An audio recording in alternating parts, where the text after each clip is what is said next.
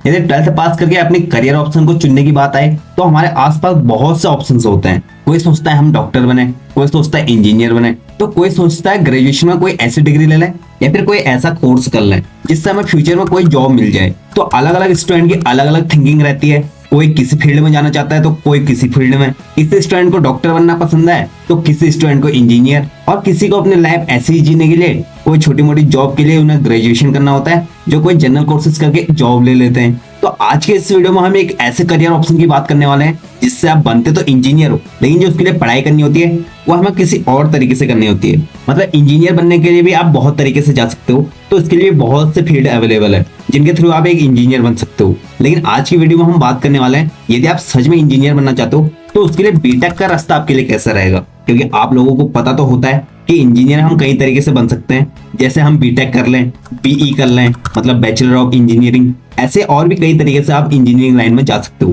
तो आज के इस वीडियो में हम बीटेक के बारे में बात करने वाले हैं, जहां पर हम आपको बीटेक के बारे में पूरी इंफॉर्मेशन देने वाले हैं। आज के हमारे मेन पॉइंट्स रहेंगे कि बीटेक क्या होता है, बीटेक का पूरा नाम क्या होता है, यहाँ पर बीटेक के लिए आपकी क्या क्या क्वालिफिकेशन होनी चाहिए, बीटेक कोर्स करने में आपकी क्या फीस रहेगी, बीटेक में किन किन चीजों की पढ़ाई होती है, साथ ही बीटेक करने के बाद आप क्या क्या कर सकते हो। इनके अलावा और भी कई सारे पॉइंट्स पे हम डिस्कशन करेंगे, तो इस वीडियो को एंड तक जरूर देखना। इस वीडियो को एक भी पार्ट मिस मत करना। यदि आप इंजीनियर बनना चाहते हो तो आज की वीडियो आपके लिए बहुत ही इंपॉर्टेंट होने वाली है। और वीडियो को स्टार्ट करने से पहले यदि आप इस चैनल पे नए हो तो प्लीज चैनल को सब्सक्राइब करें, क्योंकि सपोर्ट टाइम पे आपका भाई आपको हमेशा सपोर्ट करते रहता है और सपोर्ट टाइम की आने वाली वीडियोज आपसे कोई भी छूट ना पाए। तो मेक श्योर करें कि आप चैनल को सब्सक्राइब करके ऑल नोटिफिकेशन पे क्लिक जरूर करें। तो चलो आपका बिना टाइम वेस्ट के वीडियो को स्टार्ट करते हैं और बीटेक के बारे में स्टेप बाय स्टेप पूरी इन्फॉर्मेशन लेते हैं। तो सबसे पहले जान लेते हैं कि बीटेक का पूरा नाम क्या होता है, फुल फॉर्म ऑफ बीटेक। तो बीटेक का पूरा नाम होता है बैचलर ऑफ टेक्नोलॉजी, जहां पर आप में से ज्यादातर लोग इसके बारे में जानते भी होंगे,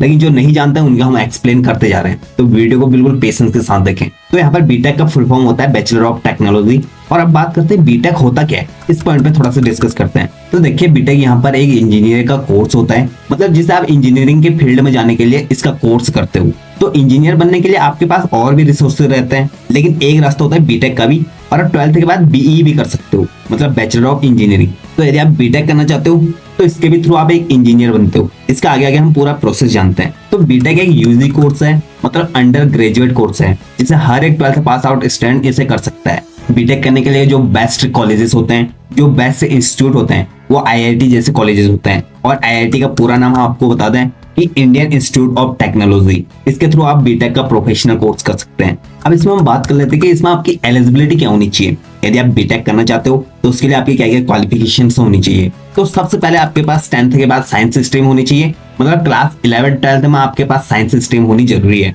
और साइंस में भी आपके पास दो ग्रुप्स होते हैं, एक मैथमेटिक्स और एक बायोलॉजी, जिसे हम पीसीएम स्ट्रीम और पीसीबी स्ट्रीम कहते हैं। तो आपके पास पीसीएम स्ट्रीम होनी बहुत जरूरी है, मतलब फिजिक्स केमिस्ट्री मैथ सब्जेक्ट आपके पास होने जरूरी है। और क्लास 12th को आपने इससे पास आउट करना है, तब जाके आप बीटेक के लिए एलिजिबल हो।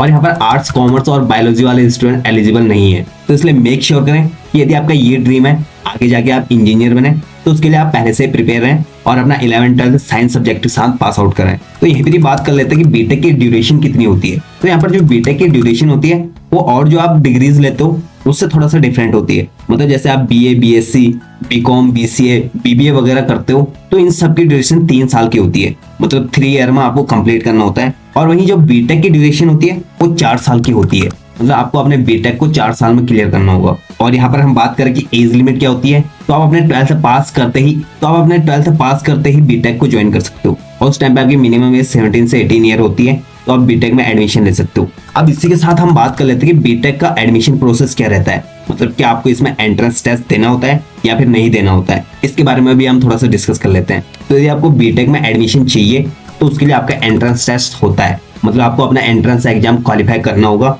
तब जाके आपको बीटेक में एडमिशन मिलेगा। और बीटेक का एंट्रेंस टेस्ट वही कॉलेजेस लेते हैं जो बड़े बड़े कॉलेजेस होते हैं, जैसे आईआईटी जैसे बड़े बड़े कॉलेजेस। और जो नॉर्मल छोटे कॉलेजेस होते हैं वहां पर कोई कोई कॉलेजेस आपका एंट्रेंस टेस्ट लेते हैं और कोई कोई नहीं लेते हैं। तो ये डिपेंड करता है कॉलेज टू कॉलेज। तो हम आपको ये सजेशन देंगे कि आप कोशिश करें आप एंट्रेंस टेस्ट दें, क्योंकि इससे आपको आपकी काबिलियत का अंदाजा होगा। तो हम यहाँ पर यदि बात करें कि आपके 12th में कितने परसेंटेज मार्क्स होने चाहिए, क्योंकि बहुत सारे स्टूडेंट को ये डाउट रहता है और उन्हें ये टेंशन भी रहती है कि यदि हमारे मार्क्स कम है तो क्या हम बीटेक के लिए एलिजिबल होंगे या नहीं होंगे। तो मैं उनकी जानकारी के लिए बता दूं कि जो छोटे कॉलेजेस होते हैं जो आपका एंट्रेंस टेस्ट भी नहीं लेते हैं, उसके लिए आपके 12th में मिनिमम मार्क्स 45% होने जरूरी है। और यदि इससे बड़े कॉलेजेस में आप एडमिशन लेना चाहते हो तो वहां पर आपके मार्क्स ज्यादा होने चाहिए, मतलब 50 से 60% के बीच में यहाँ पर आपके मार्क्स होने जरूरी है। उसी के अकॉर्डिंग आपको कॉलेजेस भी मिलेंगे और आपका एंट्रेंस एग्जाम भी डिपेंड करेगा कि आपके कितने मार्क्स हैं और आपको कौन सा कॉलेज मिलेगा। इसी के साथ आप जेई का एंट्रेंस एग्जाम दे सकते हो, मतलब ज्वाइंट एंट्रेंस एग्जामिनेशन। इसके थ्रू भी आप इंजीनियरिंग में एडमिशन ले सकते हो।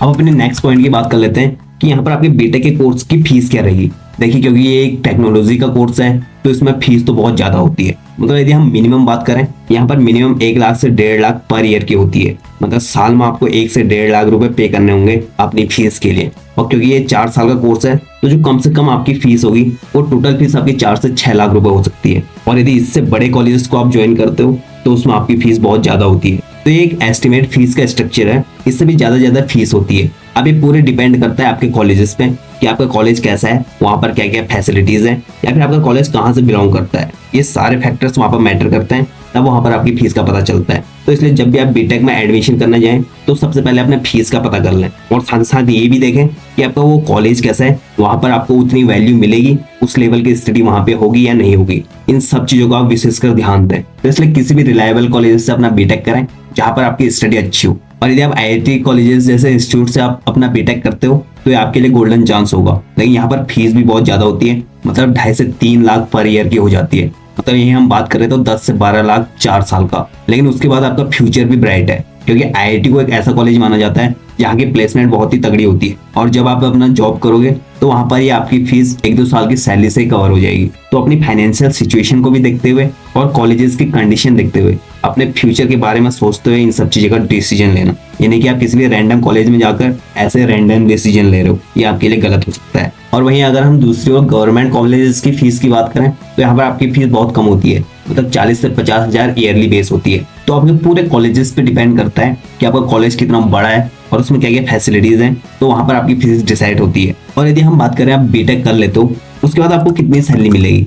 देखिए, यहाँ पर यदि आप किसी भी जॉब को करते हो वहां पर आपकी सैलरी के लिए आपका एक्सपीरियंस डिपेंड करता है कि आपको कितने साल का एक्सपीरियंस है, कितनी आपको नॉलेज है, उसके अकॉर्डिंग आपकी सैलरी होती है। तो यहाँ पर अगर आपने किसी भी नॉर्मल कॉलेज से अपना बीटेक किया है तो आपकी जो मिनिमम सैलरी हो सकती है बहुत कम से कम वो 15 से 20 हजार स्टार्टिंग सैलरी होती है। और यदि आपने बड़े कॉलेज से बीटेक किया है तो यहाँ पर आपकी सैलरी बहुत ज्यादा हो सकती है, मतलब 50 से 60 हजार रुपए स्टार्टिंग सैलरी हो सकती है।